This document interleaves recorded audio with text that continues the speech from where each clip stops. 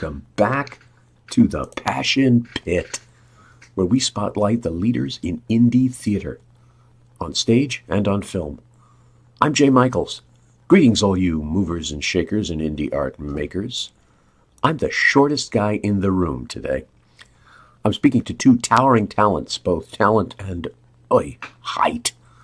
Mario Claudio, a member of Reverend Mary's musical congregation for nearly 10 years. Mario has been part of Mary's musical presentations from the original M Band through all incarnations of Granny's Bloomers and beyond. After Mario, we'll be speaking to the latest member of her all-man band, jazz, blues, and calypso singer, George Dixon. But first... Do you like video games? Do you like to read? Alright, guys, I know that, those two things usually don't go so well together, but my new book, The Minds Behind the Games, Interviews with Cult and Classic Video Game Developers, is kind of like an ESPN 30 for 30 collection of interviews with some of the coolest creators in video game history. We're talking iconic games, Deus Ex, Mortal Kombat, Wasteland, NBA Jam, not so iconic, E.T., Night Trap, indie games, Pro Wrestling X, Towerfall. If you love video games, you will love my book. If you know nothing about video games and want to get in the know, read my book. It's available wherever fine books are sold: Amazon, Barnes & Noble, Target, Walmart, and of course my site, patrickhickeyjr.com. It's an awesome book. I had a ton of fun writing it, and simply put, if you want to get in the know and you want to find out stuff that's not even on Wikipedia, check it out. You won't regret it.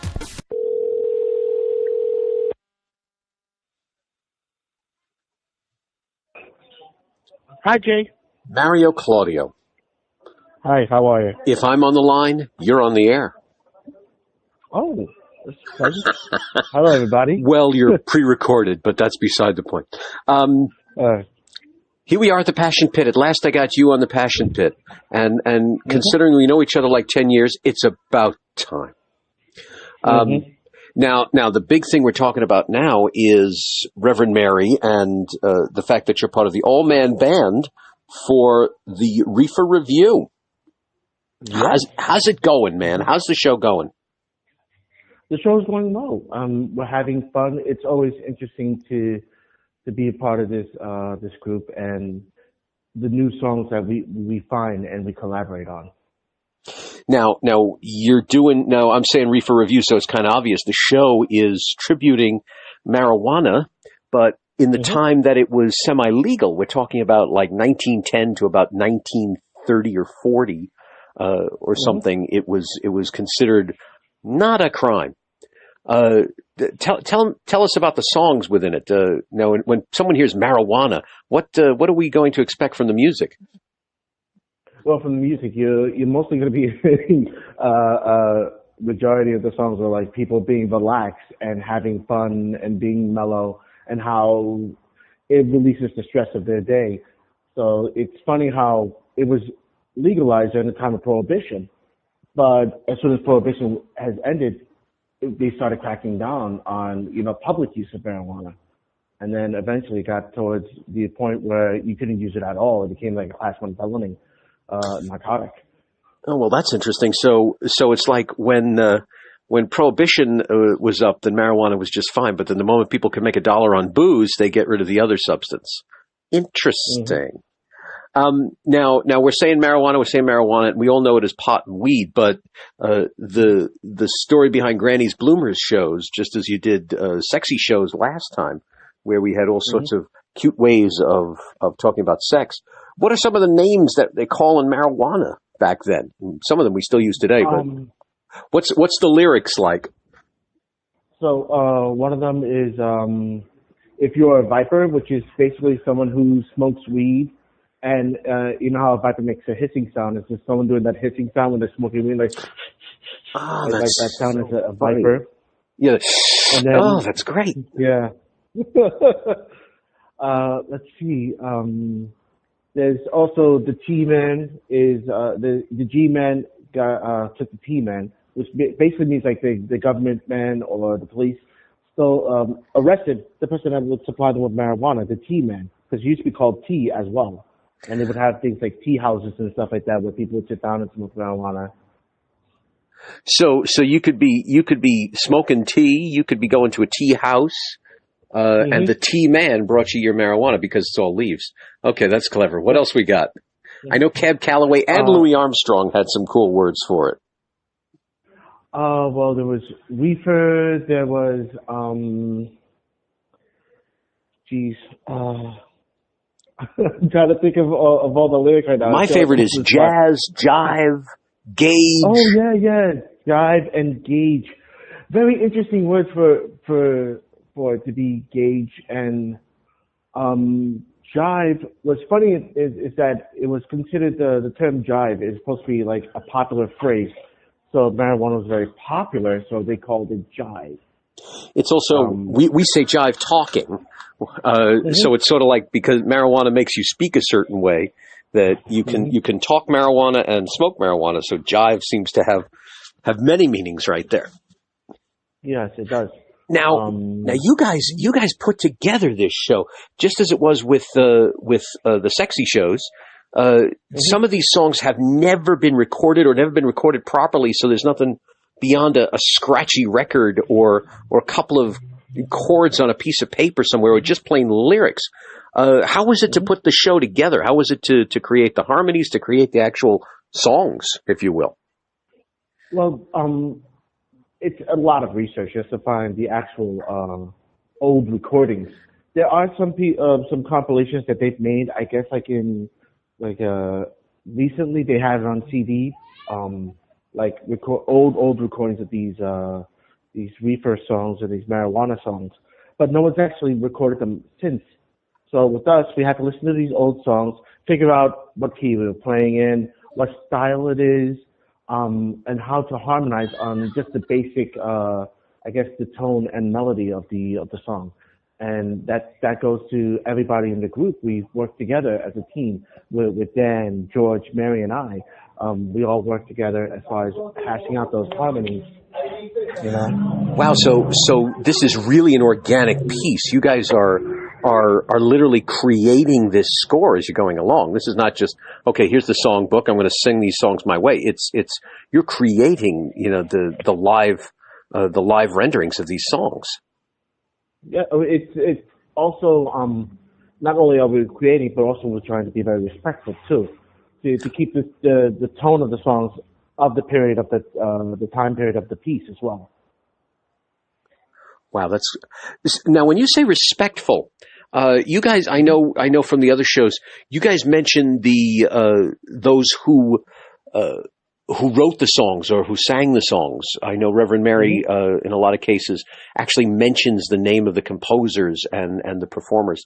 Some of these people are like, we've never even heard of them. So it's like, not only when you say respectful, so you guys are like, are celebrating those that created it when they never had credit before. I think that's terrific.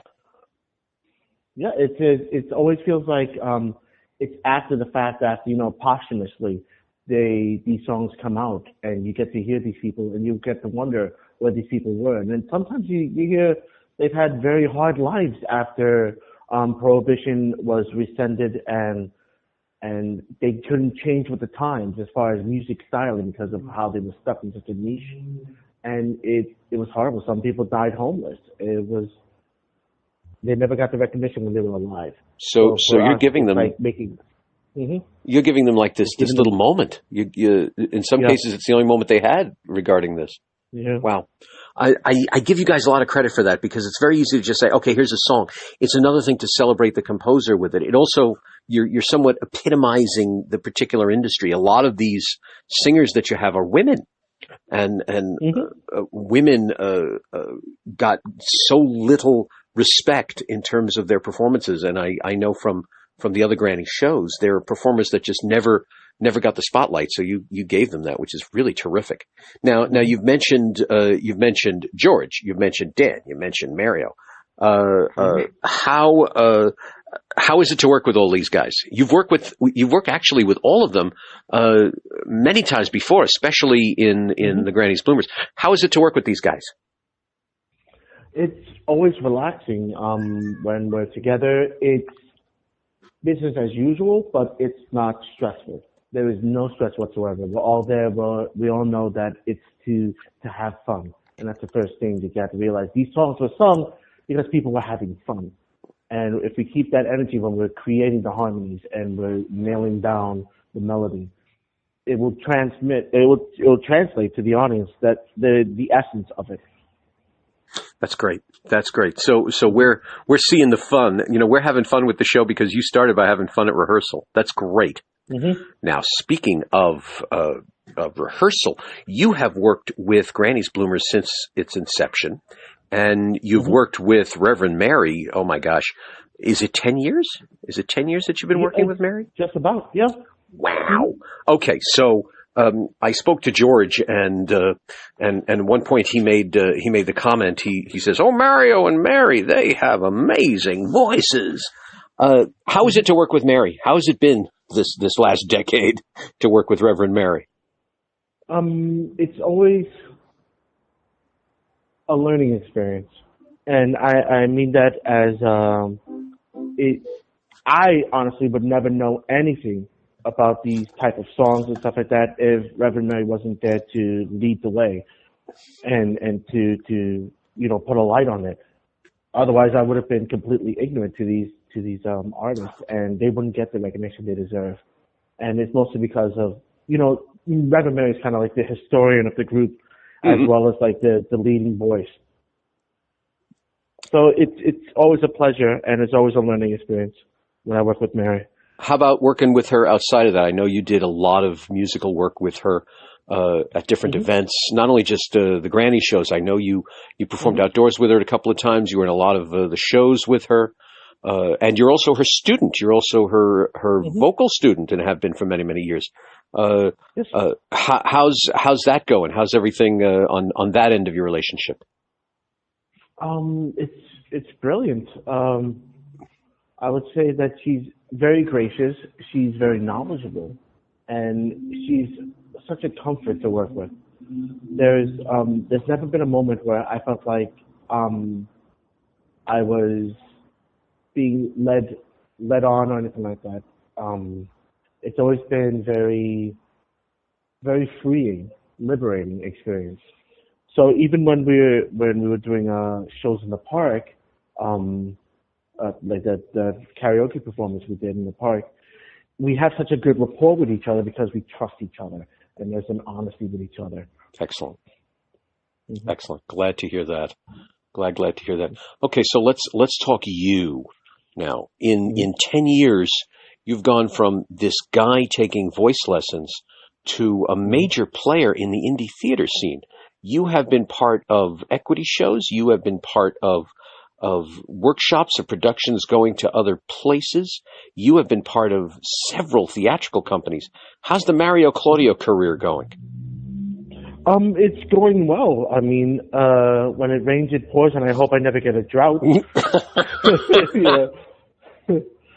It's always been very steady, the work. And even when I feel like, okay, this one project is ending, what am I going to do next? It's by some miracle, divine essence, I always get a call from somebody, hey, we need someone for this. Are you available? Like, absolutely, I'm available.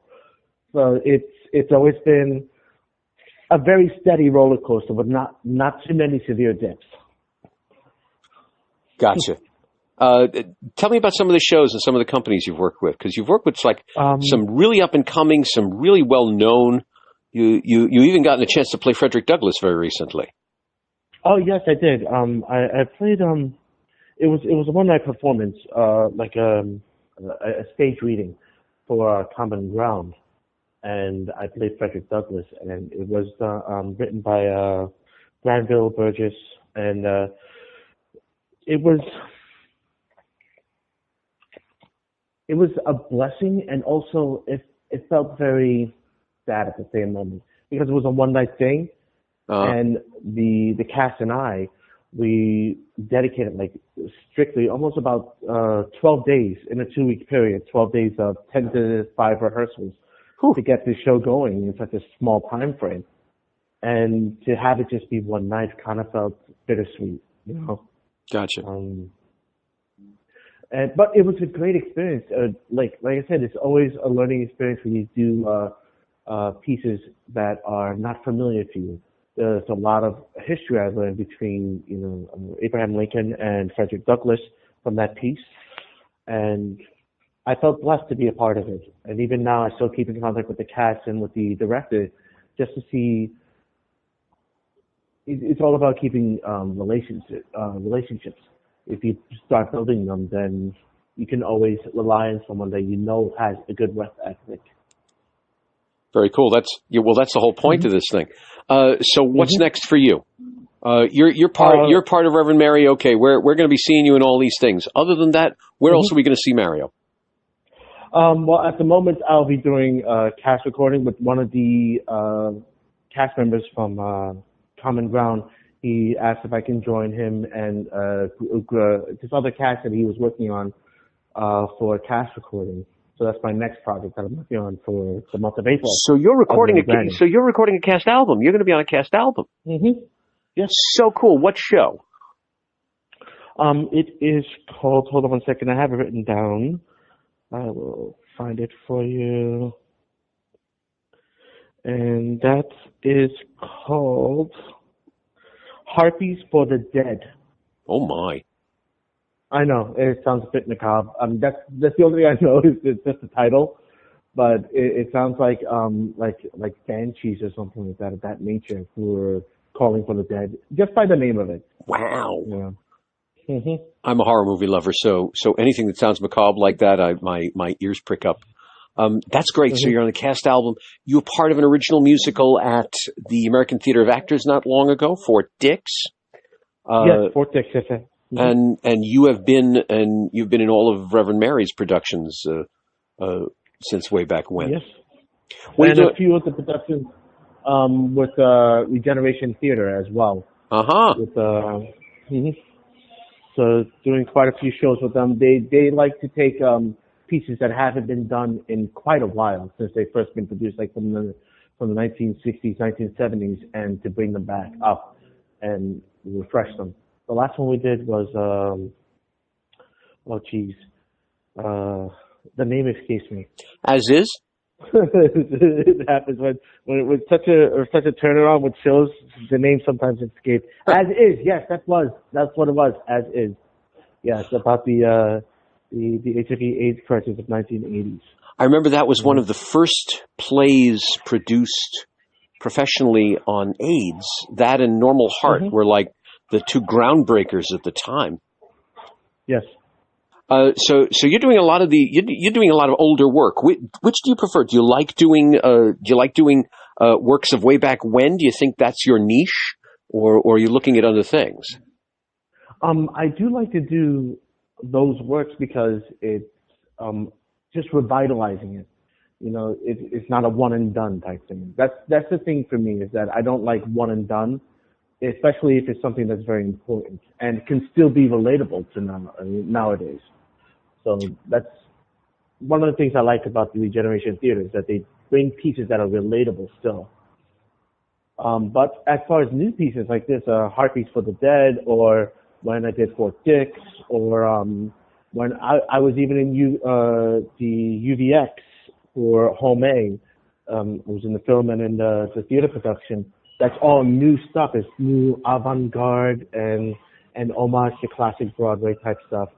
So I consider myself the full gambit when it comes to times. So you're just the guy to be in Reverend Mary's show, because you enjoy the old work, but you know how to put a cutting edge spin to it. Mm-hmm. Yes, so. So cool, man. Yeah. So cool. Alrighty. Well, thank you so much. I'm going to spread the word about Reverend Mary, and I'll make sure that you guys are that the broadcast with you and George go everywhere, so that everybody knows the brilliance that you two are bringing to this production. And I can't wait to be in the audience for that.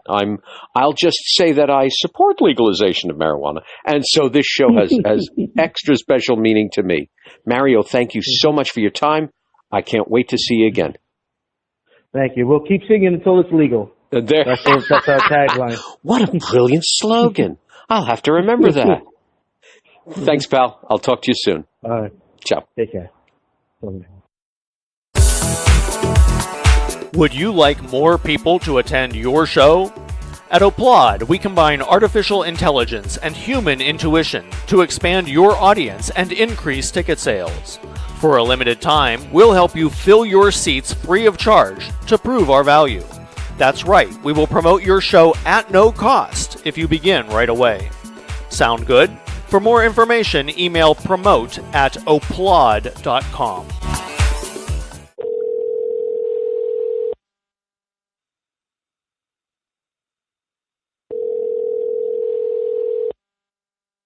Hello. George Dixon. Yes, that's me. This is Jay Michaels. If I'm on the line, you're on the air. Oh, okay. Hi. There you go. Thought I'd scare you on this Friday morning. No. I just still, I was like, okay, I didn't know I was going to be on the air right away. Well, no, it's not right away. This is pre-recorded, but it's just to show you that here you are. Put on your best show voice for us, which is a gorgeous show voice to begin with. Thank you. George, you've been in the biz for a long time doing this. You are an exquisite singer with a deep, wonderful voice, great stage presence, and now you're part of Reverend Mary's wild and woolly bunch, showing us just how many times you could say weed in one sentence. How's it going? How is it to be part of Reverend Mary's Reefer Review? It's wonderful. I'm learning a lot, certainly, because I have very limited experience with weed. So I had no idea that it had so many names, and of course the background and it from the 20s and 30s. I didn't know all that. Right. The show extols the time when marijuana was semi-legal, and there were what they used to call tea rooms, because marijuana was called tea, and all the wild times the jazz musicians had with it. Tell me what it's like for these songs. Tell me your creative process in terms of putting together the material that you're doing. For the show, for Mary's show? Yeah. I am trying to create a kind of a character, because the two songs that Mary put in the show that she suggested are different. One is a little bit more upfront, and one is like laid back and easygoing. So I'm in my process. I am thinking, okay, I want to present this a certain way. Give me champagne and reefer and a woman to relax with. And the other song is more like, people say I'm crazy. I'm just in the backyard smoking weed. So I'm in my mind, because that's what I do for my shows. I try to imagine something and do a parody of it. Oh, okay, very cool. So you're creating this nice hedonistic guy who loves his champagne, his fine food, his fine women, and his fine reefer. Yes. That's very cool. That's very cool. So you're taking it from the celebratory angle. You're letting us see the joy that all of this can provide, which is great, because we're inundated with imagery on how it's not good. So it's wonderful to sing about how it's good. Yeah, because that song has more. It's a little bit more outspoken than the other song. It's like, well, it should be legal. People should be able to smoke dope. That's what the words are in the song. So it's a little bit more upfront. That's cool, and it's sort of making a statement, because today we're on the precipice of it becoming legal to begin with. So So this song is very forward thinking. Yeah. Very cool. Very cool. How is it to work with Dan Furman and Mario Claudio and Reverend Mary herself? How's your relationship? How's coming together with those three wackos? Oh, it's great. It's great. Each has obviously have their own personality. I find that Dan his piano playing suits what we're doing. So it's not like we're struggling to find I think something that works. He just kind of just he knows what to do, and I like his playing. And of course, I love Mary's voice. She's a great singer, belter, and she, of course, we did the other set that we did with the songs about sex, and now we're doing songs about weed. So I like working with. I like her voice, and Mario is great because I find when you're doing backgrounds, it's got to be a blend. It's very important. And he blends with my voice. He blends with Mary's voice. I heard them. I'm like, wow. It's a great group. It's important. It's a great group. I noticed because you and Mario are almost a team in this, and I noticed the connection you two had, which was marvelous. It good. It literally supported the sound. Sometimes you hear two singers singing, and it's two singers singing. But But here, I really got the sense that there was a team within you, so that's really great. That's important because we're supporting Mary and what she's doing, and in addition to doing our own thing. And that's very important because there's a member of the Sweet Inspirations. I don't know if anybody knows them. They used to back Elvis, and one of the members said, I know a lot of singers that can sing, but not too many can blend. Oh, nicely put. Nicely put. Absolutely. She put it very, very, very, very exquisitely. Now, maybe you don't have a lot to deal with in terms of marijuana, but I do know that you've been around a while in terms of the music industry. Tell us about George Dixon, the singer. Well, when I started, I was pretty green. And I started a little late in life. I didn't sing when I was 7, 8, 9, 10. So I struggled, I will admit. I struggled at the beginning of it, and I had to go through my own little process to get comfortable and to find what worked. I'm not a pop singer, and I was doing some Luther song. I was like, oh, no, this is not going to work. And I found that jazz standards worked for me. And gradually, I put a blues song in there. That's how I discovered blues. I didn't know what blues was. I didn't know anything about a 1-4-5 progression because I didn't have that kind of experience. And my piano player at the time said to me, oh, don't worry about it. I don't even need any music. It's a 1-4-5. I'm like, what is that? And then once I started doing the songs, I realized what a 1-4-5 was. It's a line, repeat a line, and then an answer to that line. And then I put a calypso song in there. And so I'm trying to put my set together. If anyone were to come to my shows and see that I'm doing a jazz standard, I'm doing a blues song and a calypso song. So I'll sing anything as long as I am comfortable with it. So you started this out of pure passion. It's not like you went to music school. It's not like you stood at the piano, like you say, when you're 7 years old. This is a passion that was within you, and you just dove right into it. Yeah, I guess you could put it that way. I started out by taking voice lessons. That's how it all started. I always wanted to sing, and I guess I was talking about it at work, and this guy heard me, and he said, I'm taking a dance class, and there's a guy in there that teaches voice. I'll get his number for you, and you can call him. And so that's how that started. And so you were taking a dance class, and somebody just said, I got this voice teacher.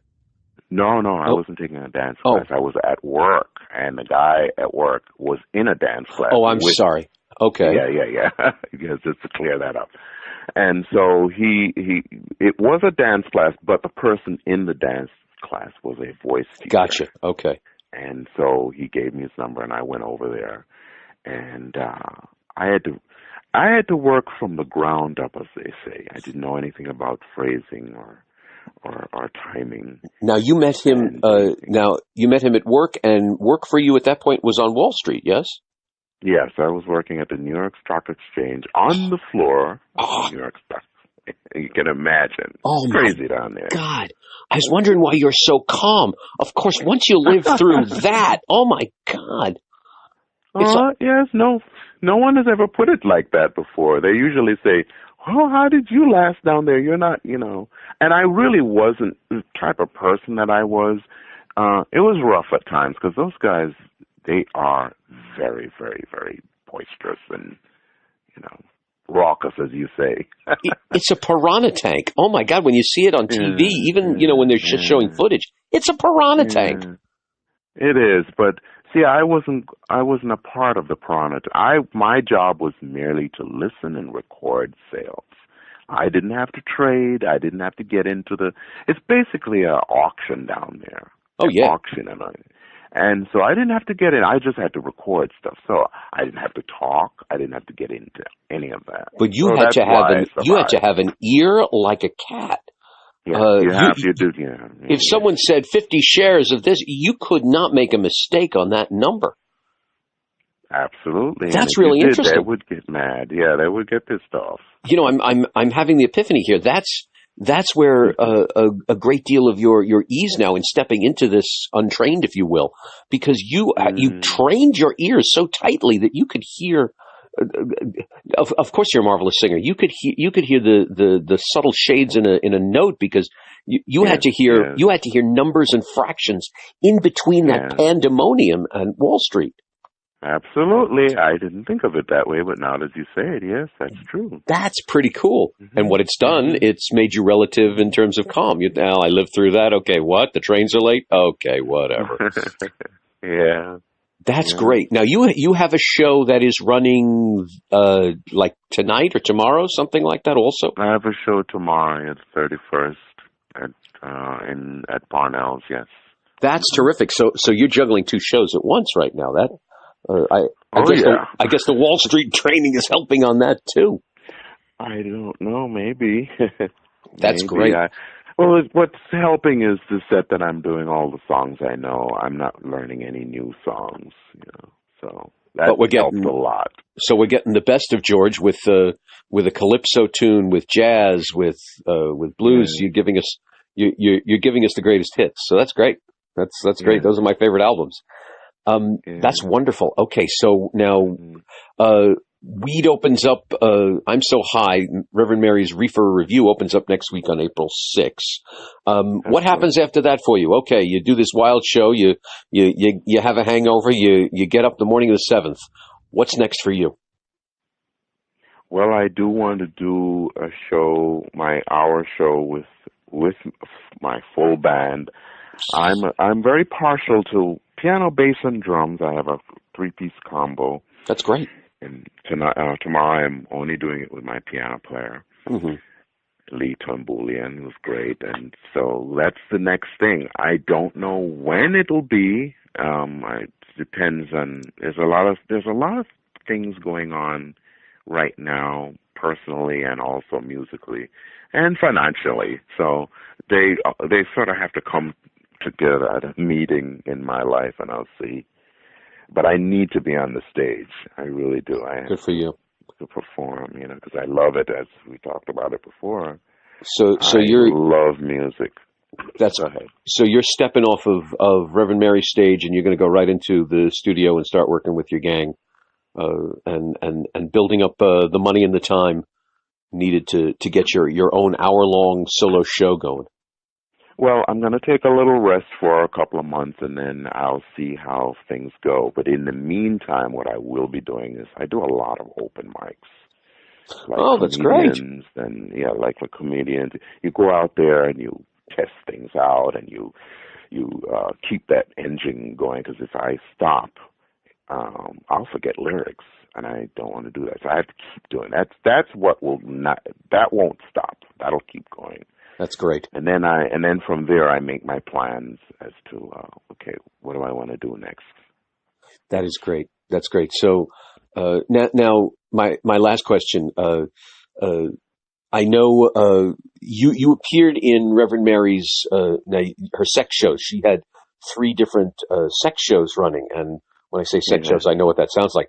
It was shows that had salacious lyrics in them. To escape the censors who didn't want dirty lyrics, so they created fancy words. Yeah. Now, you weren't necessarily part of that. There was like a volunteer section of those shows, and you just stepped right into them. Is that true? I'm not sure I understand. Like you said about open mics.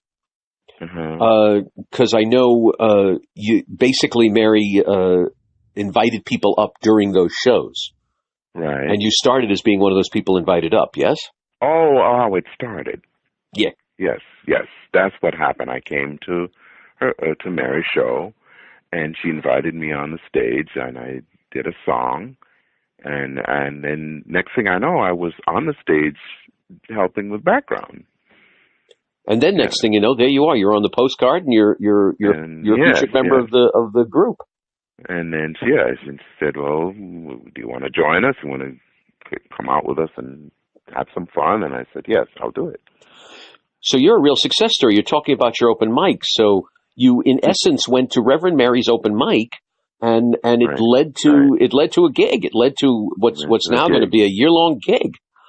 Yeah. That is great. That's your sex story. The sex story right there. Success. You can't say sex and success in the same sentence. It's just a misery. Oh yeah. But you're the success story here because you went to your open mics and it really paid off. So you're definitely the poster child for open mics. Can't wait to hear you and see you in I'm So High, Reverend Mary's Reefer review. Oh, wonderful. When I heard you at that last rehearsal, I was like, wow, can't wait when the lights are hitting you and everything is together. Wow. So that's going to be absolutely marvelous. I wish you all the luck with everything in terms of your musical career. It has been marvelous speaking to you, and I can't wait till we share a reefer at Pangea next week. Absolutely. Thank you, George. I'll be talking to you soon. Okay, Jay. Take care. All right, bye. Thanks, guys. That was terrific. Can't wait for the show. Passion Pit wants to promote the indie arts in every way possible. We are offering 30-second radio commercial spots on the show for as little as $30. Just remember, 30 for 30. Now, for a while, we're going to get serious. In future broadcasts, we'll be speaking to Deborah Cook about Jilted to Perfection, her musical love letter to her late husband, Alison Wick about her new production of Arthur Miller's The Crucible, Barnaby Edwards about his unearthing of a yet unproduced in New York Arthur Miller play called The Bishop's Ceiling. Wow, 2 Arthur Millers. It's Miller time. Yeah, I had to say it. I know, you're all groaning. Pause for groan. We will also be interviewing Jake Littman about her new play, Recent Tragic Events. We'll be talking to the team behind the millennial drama The Floor is Lava at the legendary La Mama Theater. Lava at La Mama. We'll also be speaking to Granville Burgess about his journey for his musical Common Ground, which had workshops and stage readings in New York, and now is looking to go further. And we'll be speaking to our old buddy Anthony Piccioni when he returns to tell us about his play, A Therapy Session with Myself, which is now, are you ready? Wait for it, going open and run. That and so much more. Thank you, ladies and gentlemen. Talk to you soon.